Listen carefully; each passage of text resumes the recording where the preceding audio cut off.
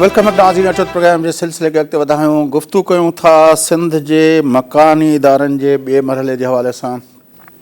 चूंडूं रिथियल हुयूं ईंदड़ आचार 23 तारीख़ ते, पर आख़िरकार सिंध हुकूमत त 3 भेरा ख़त लिखी चुकी हुई त अमन अमान जी सूरत हाल चूंडनि वारे ॾींहुं मेंटेन रखण लाइ जेको फोर्स खपे उहा अवेलेबल कोन्हे, छाकाणि त सिंध जे अक्सर ज़िलनि में बोर्ड मुतासिरनि जे रिलीफ जे कम में पुलिस फोर्स बिज़ी आहे।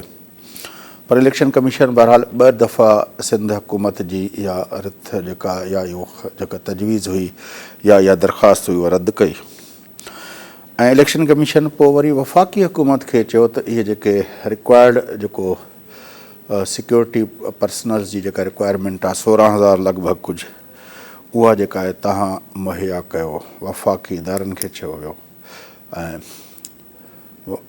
घरू खाते वफ़ाक़ी घरू खाते बि उन हवाले सां जवाबु ॾिनो त असां बि हिन वक़्तु पूरे मुल्क जे अंदरि जेको फ्लड रिलीफ जूं एक्टिविटीज़ आहिनि उनमें रेंजर्स ऐं ॿिया पैरामिलिट्री फोर्सिस जेके आहिनि उहे इन्वॉल्व आहिनि ऐं बिज़ी आहिनि, तंहिं करे असां बि इहा रिक्वायरमेंट पूरी कोन करे सघंदासीं।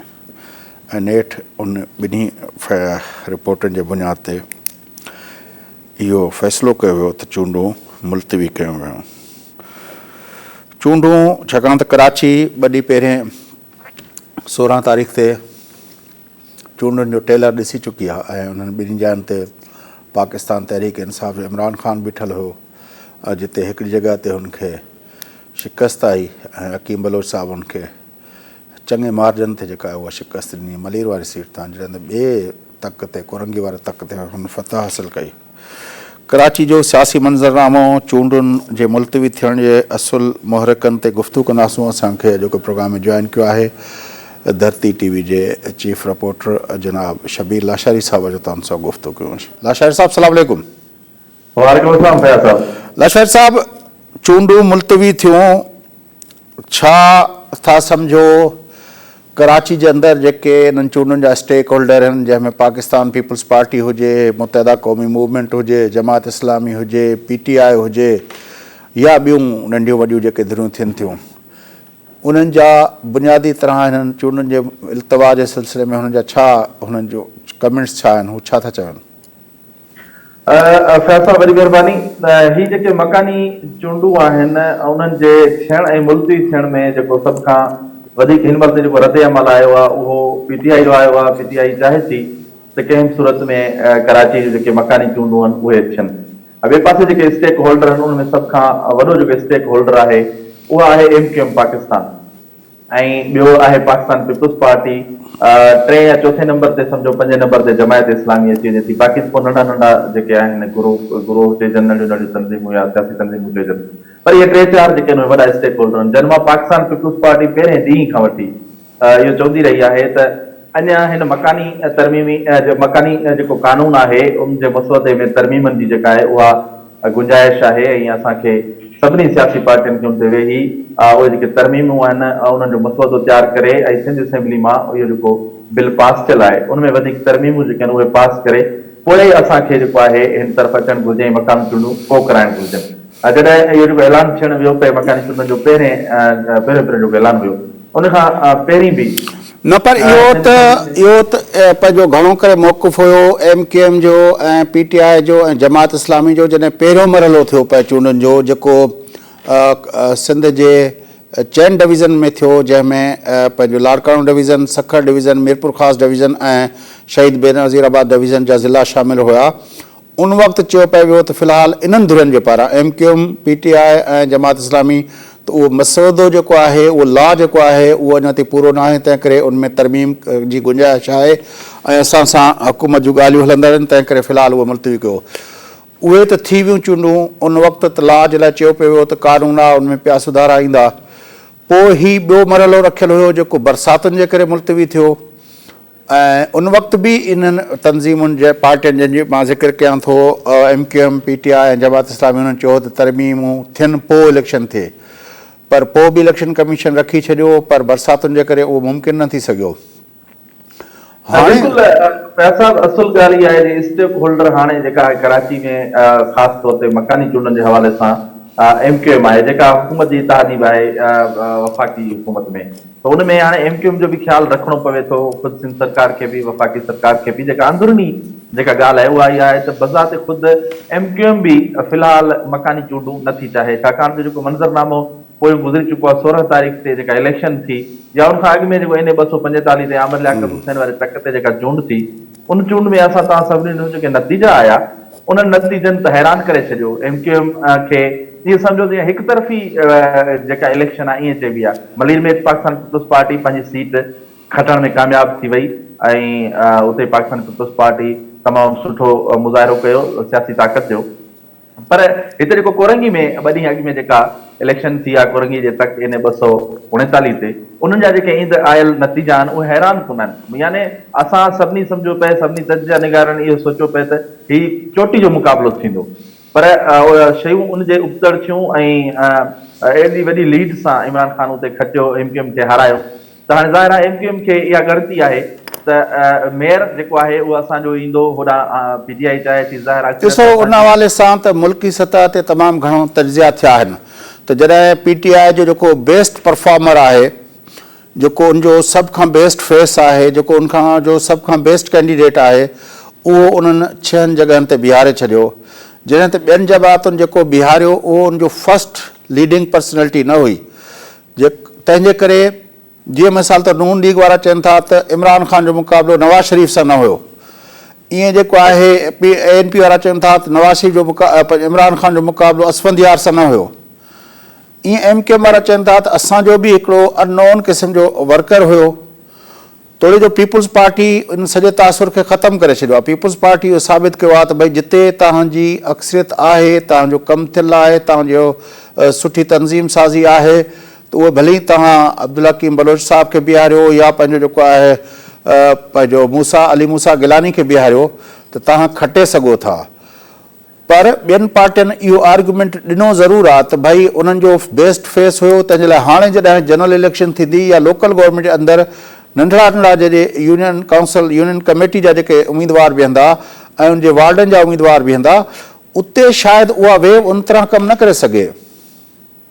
इहो हिकिड़ो तजियो हले थो पूरे पाकिस्तान में।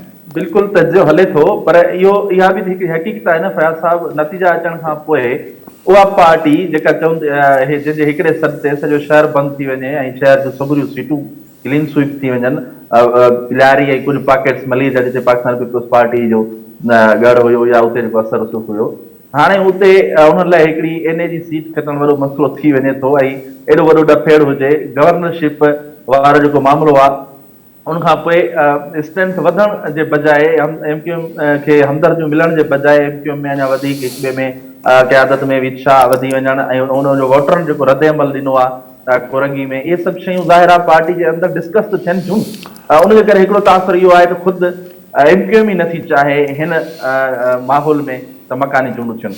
ॿिए पासे जेको ज़ाहिर आहे MQM इन जे करे नथी चाहे जो MQM जे बारे में शबीर लाशारी साहब तव्हां ॾिठो आहे त उन जे बारे में ख़बरूं अचनि थियूं, उनजी क़यादत में जेके इख़्तिलाफ़ आहिनि, उन्हनि जी क़यादत जे हेड ऑफिस जेका बहादराबाद में अथनि, उते उनजी क़यादत जे विच में मुंहमारी जूं ख़बरूं मीडिया में आयूं आहिनि, हिक ॿिए ते जेको उलरूं करण जूं ख़बरूं जेको आहिनि उनमें आयूं आहिनि। ऐं केतिरे अरसे खां वठी असां ॾिसूं था त उनजो जेको जॾहिं खां डॉक्टर फारूक सत्तार खे पासीरो कयो आहे तॾहिं खां उन्हनि जो लीडिंग फ़ैसिला कुन अॻुवाण, भली कन्वेनर ख़ालिद मक़बूल हुयो, पर लीडिंग फ़ैसिला कुन अॻुवाण जी हैसियत आमिर ख़ान खे हुई। हाणे आमिर ख़ान असांखे कंहिं बि एक्टिविटी में नज़र नथो अचे। कल्ह बि जेको उन्हनि जो इजलास थियो गवर्नर हाउस में, उनमें बि आमिर ख़ान खे मुशावरत लाइ जेको उन घुरायो उनमें कोन घुरायो वियो हो। त उन्हनि जा इंटरनल इख़्तिलाफ़ त सभिनी जे साम्हूं अची विया आहिनि। त उहा तनज़ीम जेका आहे उन खे हिकिड़ो वॾो चैलेंज इंटरनल आहे। ॿियो उनखे वॾो चैलेंज जेको आहे उहो लंडन जे बाइकाट जो थिए थो। त उहो जॾहिं ऐलान थिए थो त जेको MQM जो रिवायती वर्कर आहे उहो ॿाहिरि निकिरण जे खां जेको आहे लातालुकी जो इज़हार करे थो पियो। इहे ॿ वॾा चैलेंजिस MQM खे आहिनि, हिकिड़ो इंटरनल, ॿियो लंडन जो चैलेंज। इहे ॿ चैलेंजिस MQM उन्हनि मां निकिरी नथी सघे। त ज़ाहिर लामाला उनजी परफॉर्मेंस जेका आहे इलेक्ट्रल परफॉर्मेंस उहा ईअं ईंदी जीअं लियारी में आई आहे, NA 245 ते आई। बिल्कुलु इन में ॾिसो न, हाणे सूरत हाल इहा बीहे थी, पाकिस्तान पीपुल्स पार्टी जी सूरत हाल जेका आहे उहा वधीक मुस्तैद थी वञे थी इन सूरत हाल में। ऐं ज़ाहिर आहे पाकिस्तान पीपल्स पार्टी जेके नंढियूं चूंडूं थियूं आहिनि या जेके आम चूंडूं थियूं उन में असां ॾिठो त मलीर ज़िलो त हाणे स्वीप थी वियो। ईअं ई ओलह ज़िले में बि पंहिंजी अक्सरियत ठाहे वई आहे। साॻी रीति क्यामारी ज़िले में बि उन्हनि जी अक्सरियत आहे। यानी 3 ज़िला 4 जेके आहिनि उनमें पाकिस्तान पीपल्स पार्टी जी पोज़ीशन मज़बूत थी वई आहे। जॾहिं मकानी चूंडूं थींदियूं त कराची डिवीज़न जे सदर सईद गनी कल जो ॾींहुं इहा दावा कई आहे त ईंदड़ मेयर जेको हूंदो उहो पाकिस्तान पीपल्स पार्टी जो हूंदो। तंहिंजे करे इहे जेके सभु मामला आहिनि उहे त पंहिंजी जाइ ते ज़रूरु आहिनि ऐं रुकावटूं जेके अचनि पियूं उहे लीगली या इहे जेके साम्हूं ॾिसण में अचनि पियूं उहे त आहिनि ई आहिनि। पुलिस नफ़री न हुजे या ॿिया मामला हुजनि, पर उनजे पसे पर्दा जेके हिक ॿिए सां वाइदा थियलनि, जेके इतिहादी हुकूमत जा ऐं MQM जा हिक ॿिए सां थियलनि, उहे जेके मामला आहिनि उहे बि आॾो अचनि पिया ऐं उन्हनि खे ज़ाहिर आहे दूर थियण में थोरो वक़्तु लॻी सघे थो, मामला जेसीं वञी क्लियर थियनि। तंहिंजे करे मुंहिंजो जेको पंहिंजो ज़ाती तजुर्बो आहे, जेको ख़्यालु आहे त इहे चूंडूं जेके मुलतवी थियनि पियूं उनजे पसे पर्दा जेके मामला आहिनि उहे इहे आहिनि त MQM बि नथी चाहे ऐं उन सां गॾोगॾु कुझु ॿियूं धुरियूं जेके आहिनि उहे बि अञा ताईं क्लियर न आहिनि त कराची में अच्छा ॾिसो, ॿ धुरियूं जेके 4 मेन स्टेक होल्डर तव्हां चओ था, उनमें 2 धुरियूं, हिकिड़ी PTI हिकिड़ी जमात इस्लामी, उहे त चूंडूं हर हाल में इमीडिएट चाहिनि थियूं। लास्ट टाइम जॾहिं मुलतवी थियूं हुयूं तॾहिं इन पंहिंजो जमात इस्लामी काफ़ी पंहिंजो कंप्लेन कई हुई, उन्हनि उन ते एहतजाज कयो हुयो ऐं हू चाहिनि था त इलेक्शन थिए। ख़ासि तरह कराची में जमात इस्लामी जेका तयारी कई आहे मकानी इदारनि जे चूंडुनि जे हवाले सां, तव्हां ॾिसो था त उन्हनि बाक़ाइदा ॼण चओ त हाफ़िज़ नईर रहमान जी जेका हुननि पोस्चरिंग कई आहे ऐं जेॾो हुननि इलेक्ट्रॉनिक मीडिया जे अंदरि जेका कैंपेन हलाई आहे, डिजिटल मीडिया जे अंदरि कैंपेनिंग कई आहे, त जमात इस्लामी त हिन भेरे काफ़ी होपफुल आहे त हू जेको आहे उहो कंदा। पीपल्स पार्टी जॾहिं तव्हां चओ था त उन जो स्पेस वधियो आहे त पोइ पीपल्स पार्टी छो थी चाहे? छाकाणि त पीपल्स पार्टी जी हुकूमत जे मथां इहो इल्ज़ाम त बहरहाल अचे थो त तव्हां बार बार चूंडुनि खां भॼो था ऐं तव्हां मुलतवी करण लाइ दरख़्वास्त ॾियो था। पीपल्स पार्टी नथी भॼे या पीपल्स पार्टी ईअं सम्झो त उहो नथी करणु चाहे, पर इहो सभु कुझु वफ़ाक़ी सरकार या इतिहादी सरकार जे करे पाकिस्तान पीपल्स पार्टी खे बहरहाल हुनजो ख़्यालु रखिणो पवे थो। जेके ॻाल्हियूं थियूं वफ़ाक़ी जेका इतिहादी सरकार ठही उनमें काफ़ी शयूं जेके आहिनि उहे हुयूं ऐं उनमें मेयर कराची या एडमिनिस्ट्रेटर कराची जो जेको उहिदो ऐं गवर्नरशिप जेका घुरी वई उहा यकीनन उन ठाह जो या इतिहाद जो हिकिड़ो हिसो त आहिनि न इहे ॻाल्हियूं। उनजे करे पाकिस्तान पीपल्स पार्टी खे स्पेस वधियो आहे ऐं गेन करणु चाहे थी, पर गॾोगॾु जेका वफ़ाक़ी सरकार में सभु गॾु हलनि पिया त उन्हनि शयुनि जो ख़्यालु रखिणो पए थो। कुझु गारंटियर बि उन विच में आहिनि। उनजे करे इहा मसलत पसंदी खां ईअं सम्झो त कमु वरितो पियो वञे, इहो हिकिड़ो ख़्यालु आहे। बाक़ी त ज़ाहिरी तौर ते तव्हां ॾिसो था हिन महिल फ्लड जी सिचुएशन त ज़रूरु आहे। टियों ॾींहुं IG सिंध खां मूं पाण इहो सुवाल कयो हुयो जॾहिं हू कोरंगी में हलंदड़ चूंड दौरान विज़िट ते आयो, माण्हुनि खां इहो ई सुवाल कयो त हाणे जॾहिं मथे आचर ते चूंडूं थियण वञनि पियूं तव्हां जवाबु ॾेई छॾियो आहे त असां नफ़री न पोइ कीअं थींदो? हुन इहा ॻाल्हि रखी त असां वटि जेका सिचुएशन आहे, जेका नफ़री जी खोट आहे, उहा ताहाल बरक़रार आहे। पर हाणे इलेक्शन कमीशन जो फ़ैसिलो आहे, जेको फ़ैसिलो कंदी असां उनखे लबैक चवंदासीं, पर इहा हिकिड़ी रियलिटी आहे त असां वटि नफ़री जी खोट ज़रूरु आहे। वॾी महिरबानी शबीर लाशारी साहब, तव्हां असांखे जॉइन कंदासीं।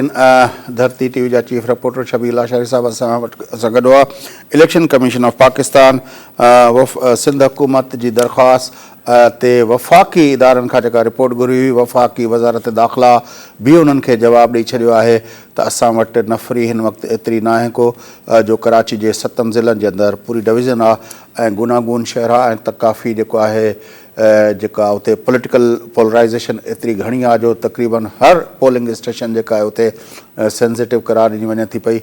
उते जेको आहे पोलिंग कराइण लाइ तमामु घणी सिक्योरिटी खपे। उहा सिक्योरिटी हिन वक़्तु जीअं त सिंध जा अक्सर ज़िला जेके आहिनि 5 डिवीज़नूं उहो बरसाति में ॿुॾल आहिनि, तंहिं करे उहो सिंध पुलिस थोरे सिंध गवर्नमेंट त अॻुवाट उन्हनि खे चई चुकी आहे त असांजा जेके सिक्योरिटी जा इदारा आहिनि यानी पुलिस जेका आहे उहा हिन वक़्तु रिलीफ ऐं रेस्क्यू जे कमनि में बिज़ी आहे, तंहिं करे उहा असां उतां नथा घुराए सघूं। तंहिं लाइ नफ़री असां वटि पूरी न आहे। पर हाणे वफ़ाक़ी घरू खाते बि इहो चई छॾियो आहे त उहे बि जेको आहे पैरामिलिट्री फोर्सिस रेंजर्स वग़ैरह उहे पूरे मुल्क जे अंदरि जेके ॿोॾ जे तबाहिनि ऐं बरसाति जे तबाहिनि जे करे मुतासिर माण्हुनि जे रिलीफ जे कम में मुलविस आहिनि, तंहिं करे उहे बि इहा नफ़री पूरी न करे सघंदा।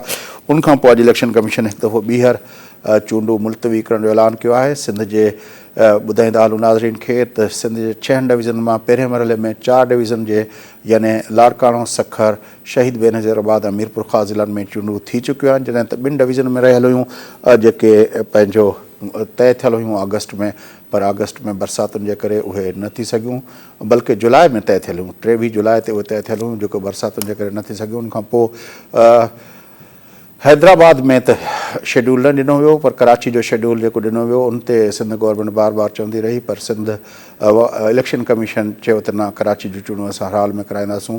अॼु वफ़ाक़ी घरू खाते पारां सिक्योरिटी जे जवाब मिलण खां पोइ उहे चूंडूं बि मुलतवी कयूं वेयूं। नाज़रीन सां गॾु प्रोग्राम जो वक़्तु पूरो थिए थो। पंहिंजे मेज़बान फयाज़ नाटकी सां इजाज़त सलाही।